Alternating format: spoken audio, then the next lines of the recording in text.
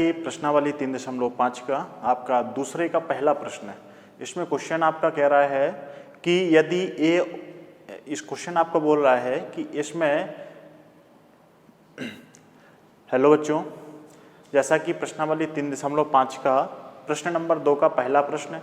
इसमें आपका क्वेश्चन कह रहा है कि ए और बी के किन मानों के लिए आपका जो रैखिक युग्म समीकरण आपका जो दिया गया है इसके मूल आप परिमित रूप से अनेक हल होंगे। ये आपको क्या करना है, इसको क्वेश्चन को सॉल्व करना है। तो देखिए इसमें सबसे पहले अपन क्या करते हैं, इस प्रकार का जो क्वेश्चन दिया है आपको, यानी इसमें दो रैखिक युग्म समीकरण दिए हैं। देखिए इसमें आपको इस तरीके से मिलेगा आपको, जैसे इसमें कहीं कहीं लिखा होता है रैखिक युग्म। देखिए रैखिक से मतलब है एक घात वाले, ऐसे समीकरण जिनकी अधिकतम घात एक होती है। जैसे इसमें आप देखेंगे x की घात क्या है, एक है, y की घात क्या है, एक है। जो एक घात वाले समीकरण होते हैं उसको रैखिक बोलते हैं। ये युग्म मीन्स होता है जोड़ा, जोड़े, यानी कि ऐसे रैखिक युग्म यानी कि ऐसे समीकरणों का जोड़ा जो एक घात वाले समीकरणों का जोड़ा, यानी कि इसको अपन क्या बोल देते हैं गणितीय भाषा में रैखिक युग्म समीकरण बोलते हैं। तो इसमें अपन देखिए सबसे पहले इसमें दो समीकरण दिए हैं आपको, 2x + 3y = 7। फिर आपका दूसरा दिया है a - bx + a + b × y = 3a + b - 2। अब इसमें अपन देखेंगे कि जो अपन इससे तुलना कराते हैं तो अपन इसको सबसे पहले क्या करते हैं, इसको वास्तविक रूप में इसको लिख लेते हैं। इसमें लिखेंगे अपन हल में अपन देखेंगे कि इसको कैसे लिख सकते हैं अपन, 2x + 3y, जिस 7 उस साइड जाएगा तो क्या हो जाएगा -7 बराबर क्या हो जाएगा 0 हो जाएगा। ऐसे इसको भी आप करेंगे तो क्या हो जाएगा आपका a - b आपका ज्यों का त्यों × x + a + b × y। अब देखिए आपका जे पूरा पद स्टेप आपका उस साइड जाएगा तो हम इसमें ब्रैकेट लगा लेते हैं, तो इसमें क्या हो जाएगा, इस साइड में माइनस हो जाएगा। कितना हो जाएगा 3a + b - 2 बराबर क्या हो जाएगा 0 हो जाएगा। देखिए अभी अपन ने जो बीजगुणन विधि में अपन ने जितने भी सवाल पढ़े हैं तो उसमें अपन ने देखा कि समीकरण इस तरीके से बनाते हैं कि उसके बराबर में क्या हो जाए 0 आ जाए। तो इसके बराबर भी 0 आ गया, इसके बराबर भी 0 आ गया। और यहाँ पे आप देखेंगे पहले क्या था, बराबर में 7 था और बराबर में 3a + b - 2 था। तो इसके लिए अब अपन क्या करेंगे, दोनों जो आपके समीकरण आ गए हैं इन दोनों समीकरणों की तुलना करा लेंगे। तो इसमें लिखेंगे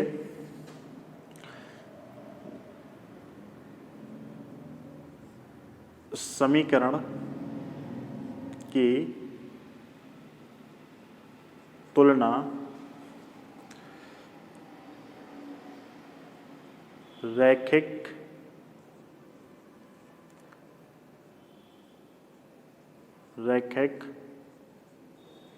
समीकरण के व्यापक समीकरण से, व्यापक समीकरण a1x + b1y + c1 तथा c1 = 0 तथा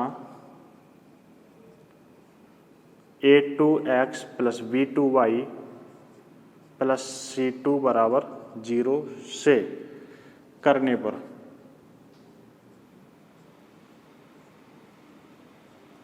पर देखिए इसमें इन दोनों समीकरणों की तुलना अपन, जैसा कि अपन पिछले सवालों में पढ़ चुके हैं, इनकी तुलना व्यापक समीकरणों से करा देंगे। अब तुलना करना तो आपने सीख ही लिया है, तो इसमें आप क्या करेंगे, देखिए यहाँ पे देखेंगे पहला समीकरण आपका क्या है, ये है।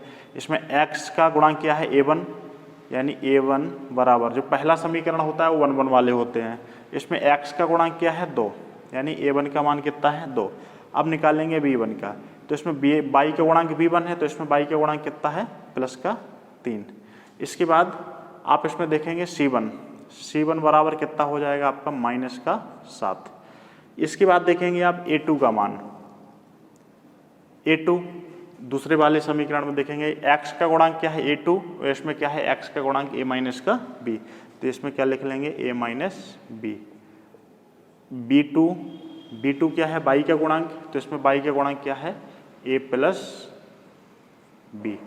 इसके बाद C2 निकालना है आपको। C2 क्या हो जाएगा, ये देखिए पूरा माइनस का है, तो इसको आप दो तरीके से लिख सकते हैं। माइनस का अंदर चलिए ऐसा लिख लें, -3a + b -2। इसके अंदर हम क्या कर देते हैं, इसका गुणा कर देते हैं माइनस का, तो रखने में आसानी हो जाएगी।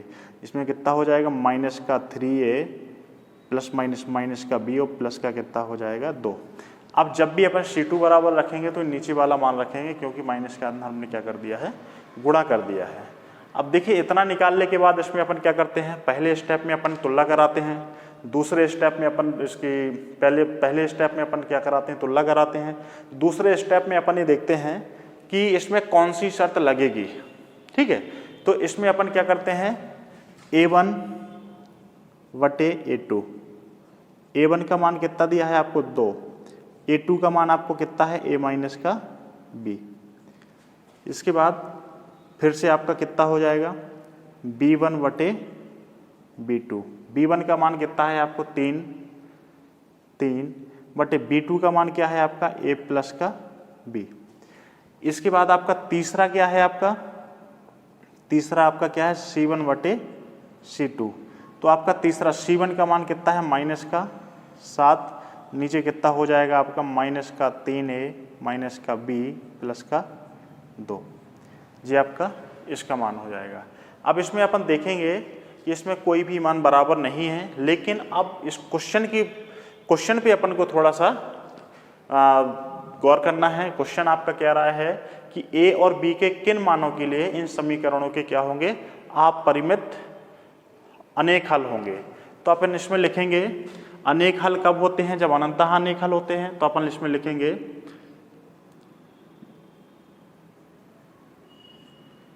समीकरण के अपरिमित अनेक हल होंगे यदि। तो इसमें आप क्या करेंगे, अनंतः अनेक हल जो होते हैं उसकी शर्त लगा देंगे। उसमें क्या हो जाएगा आपका a1 बटे a2 बराबर b1 बटे b2 बराबर c1 बटे c2। ये तीसरी वाली शर्त होती है आपकी। तो इसमें लिखा अपन ने समीकरण के अपरिमित अनेक हल होंगे यदि a1 बटे a2 बराबर b1 बटे b2 बराबर c1 बटे c2। इन तीनों के मान अपन उठा के यहाँ से मान उठा के रख देंगे।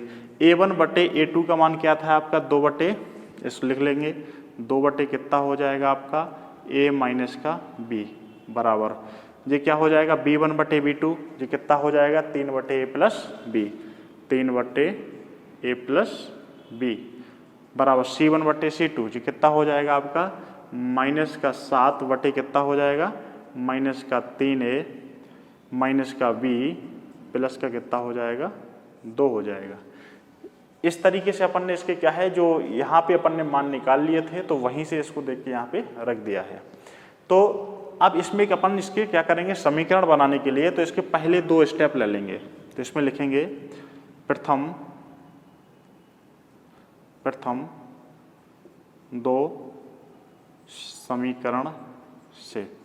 प्रथम 2 कौन सा है, a बटे कितना a माइनस का b बराबर कितना हो जाएगा 3 a प्लस का b। इसमें त्रिक गुणा कराएंगे, 3 का गुणा इसमें होगा कितना हो जाएगा आपका 3a माइनस का 3b, 2 का नीचे होगा तो कितना हो जाएगा 2a प्लस का 2b। अब ए बी वाले एक साइड कर लीजिए, कितना हो जाएगा 3a, 2 इस साइड आएगा तो माइनस का 2a माइनस का 3b ज्यों का त्यों है, और 2b उस साइड जाएगा तो ये भी क्या का हो जाएगा माइनस का, बराबर क्या हो गया 0। 3a में से 2a चला जाएगा, कितना हो जाएगा a माइनस का 3 2 कितना हो जाएगा 5b बराबर क्या हो जाएगा 0। इसको आप समीकरण नंबर 1 बना सकते हैं। इसी तरीके से अभी अपन ने जो यहाँ पे प्रथम 2 पदों को लेके सॉल्व किया था, अब इसमें अंतिम 2 पदों को लेके हल करेंगे। तो इसमें लिखेंगे अंतिम 2 समीकरण से। अब अंतिम 2 समीकरण आप देखेंगे कि अंतिम 2 समीकरण आपके क्या हैं, 3/a प्लस का v बराबर कितना हो जाएगा आपका माइनस का 7 बटे कितना हो जाएगा माइनस का 3a माइनस का b प्लस कितना हो जाएगा 2 हो जाएगा। अब इसमें भी तिर्यक गुणा करा दीजिए, पहले -7 का इस साइड कराएंगे तो माइनस का कितना हो जाएगा 7a और माइनस का कितना हो जाएगा आपका 7b। 3 का इस साइड कराएंगे तो 3 तर का कितना हो जाएगा माइनस का 9a और 3 का गुणा इसमें करेंगे तो माइनस का कितना हो जाएगा 3b और 3 का कराएंगे 2 में तो कितना प्लस का 6। ए बी वाले एक साइड करा लेंगे। अब इसमें क्या हो जाएगा माइनस का 7a ज्यों का त्यों और 9a इस साइड आएगा तो प्लस का हो जाएगा 9a माइनस का 7b ज्यों का त्यों और 3b को उस साइड ले जाएंगे तो आपका क्या हो जाएगा प्लस का हो जाएगा और आपका 6 को भी उस साइड ले जाएंगे तो माइनस का 6 बराबर क्या हो जाएगा 0। अब इसमें देखिए 9a में से 7a जाएगा कितना बचेगा 2a प्लस का बचेगा। इसके बाद आपका 7b में से 3b चला जाएगा तो माइनस का कितना बचने वाला है आपका इसमें 4b माइनस का कितना हो गया 6 बराबर 0। अब इस पूरे समीकरण में 2 का भाग जा रहा है तो इसमें आप 2 का इसमें लिखेंगे दोनों पक्षों में 2 का भाग देने पर 2 का भाग दे देंगे तो कितना हो जाएगा a 2 एकम 2 2 दूनी 4 और 2 ती 6 बराबर क्या हो जाएगा 0। इसको समीकरण नंबर कितना बना लेंगे 2 बना लेंगे। अब देखेंगे समीकरण नंबर 1 अपने पास ये है और समीकरण नंबर 2 आपका ये है। अब इन दोनों समीकरणों को अपन क्या करेंगे सॉल्व कर लेंगे बज्र गुणनफल विधि से। इसको मिटा देते हैं, अब इसकी जरूरत नहीं है। तो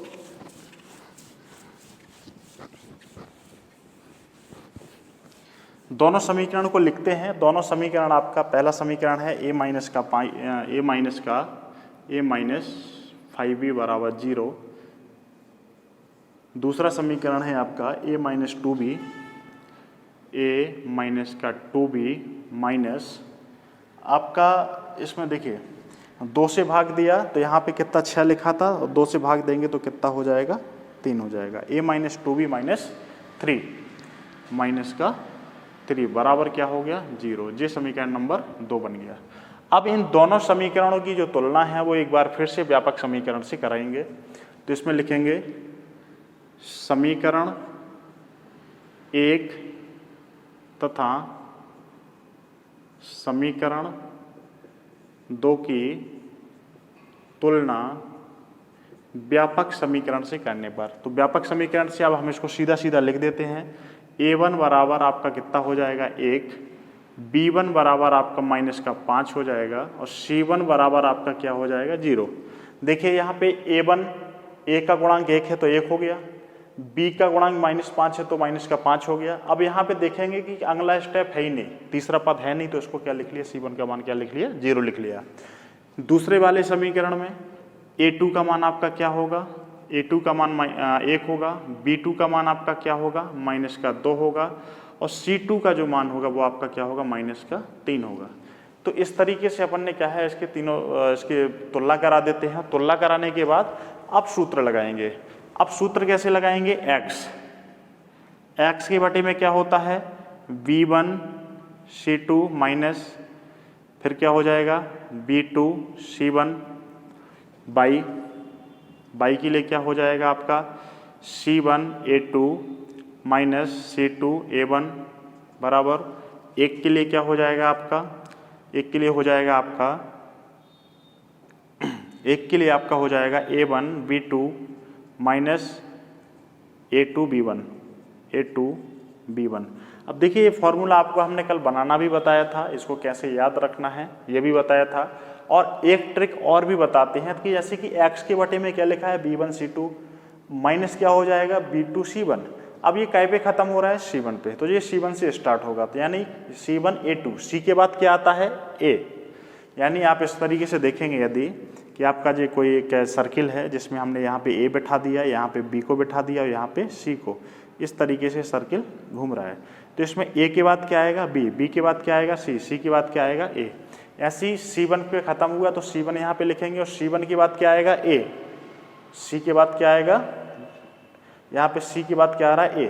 अब C1 पहले से है तो A1 नहीं आ सकता है, मतलब दोनों में 1 1 नहीं आ सकता, तो एक 1 1 वाला रहेगा, एक 2 वाला रहेगा।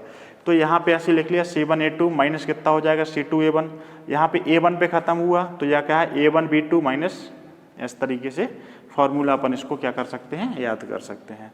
अब सबके इसमें मान रखते हैं, इसमें मान रखेंगे x B1 C2, B1 का मान कितना है माइनस का 5 और C2 का मान कितना है माइनस का 3, यानी माइनस का 5 गुणा माइनस का 3। अब जे वाला माइनस सूत्र का जो करते हो B2 C1 माइनस 2 गुणे माइनस का 2 गुणे 0, ये आपका x का हो गया। इसी तरीके से y को रखेंगे, y में क्या हो जाएगा C1 A2 यानी 0 गुणे 1 माइनस सूत्र का जो करते हो C2 A1 यानी माइनस 3 गुणे 1, जो इसका हो गया। इसके बाद 1 का भी रखेंगे तो 1 का कितना हो जाएगा A1 B2 1 गुणे माइनस का 2। अब सूत्र का माइनस आपका जो करते हो A2 B1 1 गुणे माइनस 5। इस तरीके से अपन ने क्या कर लिए, मानों को रख लिया। ये मान आप जब भी रखेंगे बड़ी सावधानी पूर्वक रखेंगे, क्योंकि इन मानों को रखने में अधिकांश बच्चे गलती कर देते हैं, जिससे उनका पूरा सवाल जो है गलत हो जाता है। तो आपको जो मान बड़ी सावधानी पूर्वक जो है रखने हैं। फिर से सॉल्व करते हैं, x बटे क्या हो जाएगा 5 3 15 आ जाएगा, प्लस का माइनस क्या हो जाएगा प्लस। अब 0 का गुणा 2 में होगा तो माइनस क्या हो जाएगा 0। y यहाँ पे देखेंगे 0 में 1 का गुणा होगा तो 0, माइनस क्या हो जाएगा प्लस, और 3 एकम कितना हो जाएगा 3 बराबर। यहाँ पे 1 के बटे में क्या हो जाएगा 2 का गुणा 1 में करेंगे तो -2 जो करते हो माइनस क्या हो जाएगा प्लस, 5 एकम कितना हो जाएगा 5। इस तरीके से आपके जो है यहाँ तक सॉल्व कर लिया। अब इसको भी मिटा देते हैं।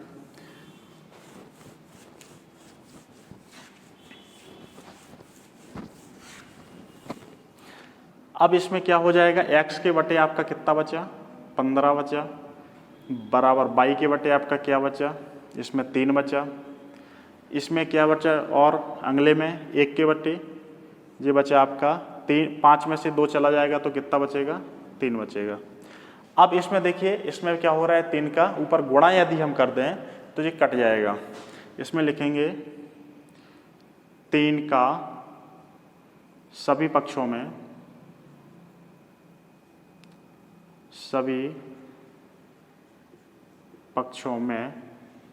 3 का गुणा करने पर, 3 का गुणा करेंगे तो कितना हो जाएगा, देखें इस तरीके से हो जाएगा 3x बटे 15 बराबर 3y बटे 3 बराबर 3 बटे कितना हो जाएगा 3, 3 5 15, 3 एकम 3 और 3 एकम 3।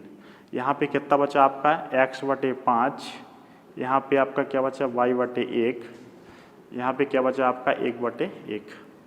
अब इसमें क्या करेंगे x का मान निकालने के लिए अपन पहले 2 पदों को ले लेते हैं। तो इसमें लिखेंगे x के मान के लिए कितना हो जाएगा x बटे 5 बराबर कितना y बटे 1, 3 गुणा x।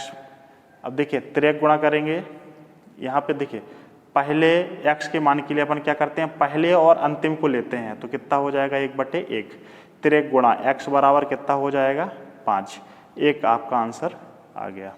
इसी प्रकार से दूसरे में लिए क्या करेंगे y के मान के लिए पहले दूसरे वाले और अंतिम वाले को ले लेंगे, कितना हो जाएगा y बटे 1 बराबर 1 बटे 1, 3 गुणा करा दीजिए तो y बराबर कितना हो जाएगा 1 गुणा 1। ये आपका क्या हो गया y का मान भी निकल आया। आप लिख देंगे अतः x बराबर 5 और y बराबर कितना 1 पर जो आपके रैखिक युग्म समीकरण दिया है इसके क्या होंगे अपरिमित अनंत अनंतः अनेक हल होंगे। ये आपका क्या हो जाएगा आंसर हो जाएगा। और इसी तरीके से आपने जिस तरीके से इस सवाल को लगाया है अब इसी क्रम में इसका अगला क्वेश्चन देखेंगे, दूसरे का पहला प्रश्न है। तो इसमें देखिए आपका इसमें क्वेश्चन में आपका उसमें क्या पूछा था कि ऐसे मान बताइए, ए और बी के ऐसे मान बताइए जिसमें समीकरण के अपरिमित अनेक हल हों। लेकिन इसमें क्वेश्चन आपका बोल रहा है कि आपको इसमें के का एक ऐसा मान बताना है, के का मान बताना है जिसके लिए निकाय समीकरण के जिसके लिए निकाय समीकरण का कोई भी हल ना हो। तो इसके लिए देखिए अपन सबसे पहले क्या करते हैं, दोनों समीकरणों को हमने लिखा और इसमें दोनों समीकरण को लिखने के बाद हमने देखा कि इसके बराबर में दोनों में 0 होना चाहिए था, लेकिन यहाँ पे बराबर में 1 है और यहाँ पे आपका कितना है 2k + 1। तो इसमें हमने सबसे पहले तो इसको व्यवस्थित किया, इसका एक का उस साइड में पक्षांतर किया और इस वाले स्टेप का उस साइड में पक्षांतर किया। तो हमने 3x + y ज्यों का त्यों था, एक उस साइड गया तो माइनस का बराबर क्या हो गया 0। ऐसी ठीक इसी तरीके से इसको भी किया, 2k - 1 ज्यों का त्यों into x plus k - 1 into y ज्यों का त्यों, इसको उस साइड ले गए तो ये माइनस हो गया 2k + 1 बराबर 0। इतना करने के बाद अपन दूसरे नंबर पे क्या करते हैं, इसकी तुलना कराते हैं। तुलना क्या कराना है, आपके जो दोनों व्यापक समीकरण दिए हैं, इन दोनों व्यापक समीकरण से निकाय समीकरण की आपको क्या करानी है, तुलना करानी है, जिससे आपको a1, b1, c1, a2, b2, c2 के मान आपको प्राप्त हो जाएंगे, जैसे कि अभी तक आपने इन सभी सवालों में सॉल्व किया है। अब इसके बाद देखेंगे कि अपन इसके अगले स्टेप में क्या करते हैं, इसमें निकालते हैं a1 बटे a2। इसमें a1 का मान कितना है आपका 3 है, a2 का मान कितना है आपका 2k - 1। अब इसके बाद b1 बटे b2, b1 का मान देखेंगे आप कितना है 1, b2 का मान आपका कितना है k - 1। इसके बाद आपका देखेंगे c1 बटे c2, c1 का मान कितना है आपका -1 और यहाँ पे आपका कितना है -2k + 1। जब माइनस से माइनस आप इसको क्या कर सकते हो, कैंसिल कर सकते हो। अब आपने अभी यहाँ तक तो आप इतना प्रोसेस तो आप हर ही क्वेश्चन में करते आए हैं। इसके बाद क्वेश्चन आपका क्या कह रहा है कि के किस मान के लिए निकाय समीकरण का कोई भी हल नहीं होगा। तो इसमें लिखेंगे अपन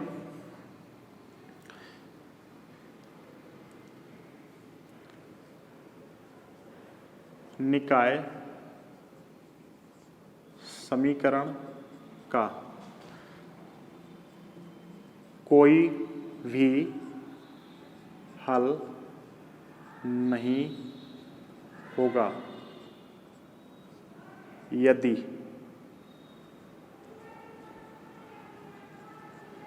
अब देखिए इसमें इसके लिए शर्त कौन सी होती है, a1 बटे a2 बराबर b1 बटे b2 बराबर नहीं है c1 बटे c2। अभी देखिए इसके लिए शर्तें आपको आनी बहुत ज़रूरी है। जो शर्तें हमने आपको कल बताई थी वो तीनों शर्तें ही आपको आना जरूरी है। जैसे अभी पिछली बार में आपने क्वेश्चन में कह रहा था अनंत अनेक हल हो, तो अपन ने पता होना चाहिए कि तो तीनों बराबर होते हैं। इसमें कह रहा है कि निकाय समीकरण का कोई भी हल ना हो, तो जब कोई भी हल नहीं होता है उसके लिए शर्त कौन सी होती है, ए वाली होती है। इन सब के आप मान उठा के रख लीजिए। यहाँ पे आपका a1 बटे a2 का मान कितना था आपका 3 बटे कितना था आपका 2k - 1, b1 बटे b2 का मान कितना था आपका 1 बटे k - 1, 1 बटे k - 1 बराबर नहीं है। c1 बटे c2 का मान कितना था आपका 1 बटे 2k + 1। अब इसमें आपको क्या करना है, जो आपके दोनों बराबर हैं इन दोनों को लेके आपको सॉल्व कर लेना है। इसमें लिखेंगे प्रथम दो समीकरण से, लिख लीजिए कितना है आपका 3 बटे 2k - 1 बराबर कितना 1 बटे k - 1। त्रिक गुणा करा दीजिए, 1 का होगा इसमें ज्यों का त्यों आ जाएगा कितना 2k - 1 बराबर 3 का इसमें होगा कितना हो जाएगा 3k और 3 का इसमें होगा तो कितना -3। के वाले एक साइड कर लीजिए 2k, 3 के उस साइड जाएगा तो माइनस का कितना हो जाएगा 3 के बराबर। ये 3 के ज्यों का त्यों है, सॉरी 3 ज्यों का त्यों है माइनस का, जो एक इस साइड आएगा तो क्या का हो जाएगा प्लस का हो जाएगा। 3 के में से 2 के चला जाएगा तो माइनस का के बराबर कितना बचेगा आपका -2। माइनस से माइनस कट गया, के बराबर कितना हो गया 2, यानी ये इसका आंसर हो गया। आपको इसमें क्या निष्कर्ष निकला? अतः k बराबर 2 के लिए निकाय समीकरण का कोई भी हल नहीं होगा। ये आपको भाषा में भी लिख देना है, इसमें लिख देना है अतः k बराबर 2 के लिए समीकरण का कोई भी हल नहीं होगा, कोई भी हल नहीं होगा। ये आपका क्या हो गया? आंसर हो गया। तो इस तरीके से आपको क्या कर लेना है, दूसरा क्वेश्चन भी आपको सॉल्व कर लेना है। तो इसका जो बेसिक हमने आपको बताया था, इस पे बेसिक पे थोड़ा सा आप जो है फोकस कीजिए और उसको पूरा पढ़ने के बाद आप इसको विधिवत तरीके से अगर आप पहले सवाल से इसको जितने हमने बताए हैं सभी को लगाओगे तो बिल्कुल आसानी से आप इसको लगा सकते हो। ओके, अब इसके बाद देखते हैं इसका अगला क्वेश्चन नंबर 3। इसमें क्वेश्चन आपका दिया है 8x + 5y = 9, 3x + 2y = 4। इसको आप प्रतिस्थापन विधि एवं बीजगुणन विधि से आपको लगाना है और आपको ये बताना है कि दोनों विधियों में से कौन सी विधि प्रयुक्त है, यानी कि आसान है। तो इसको आपको एक विधि से आपको हम लगा के बताते हैं, प्रतिस्थापन विधि आप पढ़ चुके हैं इसलिए प्रतिस्थापन विधि से आप स्वयं लगाएंगे। तो इसमें हमने लिखा सबसे पहले हमें बीजगुणन विधि के लिए हमें क्या करना है, बराबर में 0 चाहिए, तो हमने दोनों को क्या कर लिया, इस तरीके से पक्षांतर करके 9 उस साइड ले गए, 4 को भी हम इस साइड ले गए। इस प्रकार से हमने समीकरण नंबर 1 बना लिया और ये समीकरण नंबर 2 बना लिया। इसके बाद हमने क्या लिखा है, इन निकाय समीकरण की तुलना व्यापक समीकरण से करने पर, तो ये हमने आपको दोनों व्यापक समीकरण लिख लिए। जब व्यापक समीकरण हम बार बार क्यों लिख रहे हैं, इसलिए लिख रहे हैं ताकि आपको याद हो सके।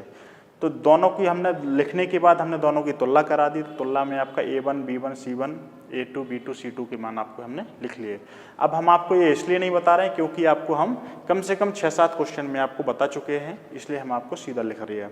इसके बाद हम इसमें क्या देखते हैं कि इसमें कौन सी शर्त लगानी चाहिए, तो उसके लिए हमें क्या करना है, A1/A2 यानी कि 8 कितना हो जाएगा 3, B1/B2 यानी कि कितना 5 कितना हो जाएगा 2 हो जाएगा, C1 कितना हो जाएगा C2 यानी कि -9 -4, माइनस से माइनस क्या हो गया, कट गया।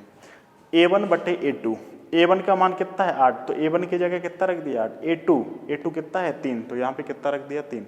इसी तरीके से B1 B2, इसी तरीके से C1 C2 हमने इसकी मान हमने रख दिए। अब हमने यहाँ पे देखा, यहाँ पे पाया कि इसमें कोई भी मान आपस में कैसा नहीं है, बराबर नहीं है, तो अपन यहाँ पे लिखेंगे अतः निकाय समीकरण का कौन सा होगा, अद्वितीय हल होगा। अतः निकाय समीकरण का एक अद्वितीय हल होगा, एक अद्वितीय हल होगा।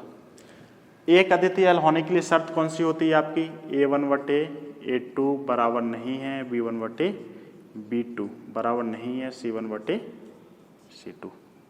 ये आपकी क्या होती है, शर्त होती है। तो इसमें आप क्या करेंगे, आप इसके स्टार्टिंग में आप उठा कर इसको रख लीजिए। तो इसके लिए आपकी ये शर्त होती है, जब जिसका निकाय के समीकरण के क्या होते हैं, एक अद्वितीय हल होता है, उसको अपन क्या करते हैं, आगे सॉल्व करते हैं। और इसको सॉल्व करने के लिए अपन को क्या करना पड़ेगा, x का सूत्र लगाइए, कितना हो जाएगा B1C2 - B2C1 बराबर y के लिए क्या हो जाएगा आपका, y के लिए आप करेंगे C1A2 - C2A1। इसके लिए आप 1 के लिए लगाइए, 1 के लिए क्या हो जाएगा आपका A1B2 - A2B1। अब इन तीनों मानों को आप क्या कर दीजिए, तीनों के मान रख दीजिए। तो B1C2, B1 का मान यहाँ देखेंगे, B1 का मान कितना है 5 और C2 का मान कितना है -4। सीधा 5 गुणे -4 x/5 गुणे -4 माइनस ये सूत्र का B2C1, B2C1 यानी कि 2 गुणे -9, 2 गुणे -9 बराबर y के बटे कितना C1A2 यानी कि 3 गुणे -9, 3 गुणे -9 माइनस ये वाला सूत्र वाला C2A1 यानी 8 गुणे -4 8 गुणे माइनस का 4 बराबर 1। 1 में क्या है A1 B2, A1 B2 यानी 8 गुणे 2, 8 गुणे 2 minus A2 B1, A2 B1 यानी 3 गुणे 5, 3 गुणे 5। मान रखने के बाद यहाँ पे देखेंगे कि x के बटे आपका जो है इसमें क्या हो जाएगा 5 चौको 20 यानी कि माइनस का 20 और माइनस माइनस क्या हो जाएगा प्लस, 9 दूनी कितना हो जाएगा आपका 18 बराबर जे कितना हो जाएगा आपका 9 ती 22, 9 ती कितना हो जाएगा आपका 27 और 27 आपका कैसा हो जाएगा माइनस का, और 8 चौको माइनस माइनस क्या हो जाएगा प्लस, 8 चौको कितना हो जाएगा 32 बराबर 1 आपका ज्यों का त्यों है और ये कितना हो जाएगा 8 दूनी 16 और माइनस का कितना हो जाएगा आपका 15। इसके बाद और एक स्टेप सॉल्व कर लेते हैं। तो यहाँ पे देखेंगे कि x के बटे में कितना बचेगा माइनस का 2 बराबर, देखिए यहाँ पे क्या है y के बटे में क्या होगा 32 में से आपका 27 चला जाएगा, y के बटे में आपका 32 में से आपका 27 चला जाएगा प्लस का 5 बराबर 1 के बटे में देखना क्या बचेगा आपका 16 में से आपका 1 जाएगा तो कितना बचेगा, 16 में से 15 जाएगा तो 1। अब इसमें लिखेंगे अपन x का मान प्राप्त करने के लिए, प्राप्त करने के लिए पहले और अंतिम को ले लेते हैं। तो पहला क्या है आपका x बटे माइनस का 2 बराबर 1 बटे 1। अब त्रिक गुणा कर दीजिए तो कितना हो जाएगा x बराबर माइनस का 2, एक आंसर आपका हो गया। ऐसे लिखेंगे y का मान प्राप्त करने के लिए, y का मान प्राप्त करने के लिए इसमें क्या करेंगे दूसरे और तीसरे वाले पद को आप ले लेंगे, इस वाले को और इस वाले को, तो कितना हो जाएगा y बटे 5 बराबर 1 बटे 1। त्रिक गुणा कीजिए 1 का y में तो y बराबर कितना हो जाएगा 5 हो जाएगा। ये आपके क्या हो जाएंगे दोनों आंसर हो जाएंगे, ये आपके दोनों आंसर हो जाएंगे। तो देखिए इस सवाल को आपका बीजगुणन विधि से हमने लगा दिया है, प्रतिस्थापन विधि से आपको लगाना है और फिर दोनों विधियों से लगाने के बाद आपको ये बताना है कि इन दोनों विधियों में से सबसे प्रयुक्त विधि कौन सी है, सबसे आसान विधि कौन सी है, ये आपको इसमें लगा के बताना है। Okay, thank you.